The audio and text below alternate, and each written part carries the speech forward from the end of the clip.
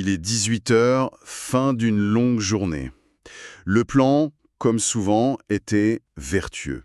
Rentrer, préparer un truc sain, léger. Ah oui, le plan idéal. Et puis, la réalité. L'énergie n'est juste plus là. Un soupir, le téléphone qui s'allume, et 1 heure plus tard, on se retrouve sur le canapé, une boîte de pizza sur les genoux, avec un email de confirmation pour un achat impulsif. Le grand classique, voilà, et on se dit, allez, manque de discipline. Mais est-ce que c'est vraiment juste ça, ou est-ce qu'on est victime d'un phénomène bien plus profond? Eh bien, c'est exactement ça le cœur du sujet. On touche à un concept qu'on appelle la fatigue décisionnelle. La fatigue décisionnelle. Oui, l'idée, c'est que notre volonté, notre capacité à faire des choix judicieux, ce n'est pas une ressource inépuisable. C'est bien plus comme une batterie de téléphone qui, au fil de la journée et des centaines de choix qu'on fait, se vide, inexorablement.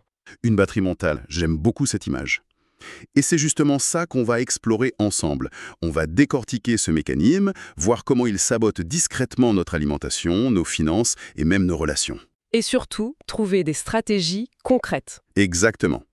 Pour ne plus finir la journée à plat, à la merci du premier livreur de pizza venu. Alors, cette fameuse fatigue décisionnelle, si on devait l'expliquer.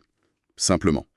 L'analogie du muscle qui se fatigue après un effort, ça tient la route? L'analogie du muscle est parfaite, tout comme celle de la batterie.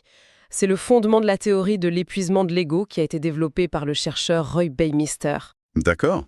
Il a montré que la volonté et la prise de décision, la pensée réfléchie puisent dans la même réserve limitée d'énergie mentale.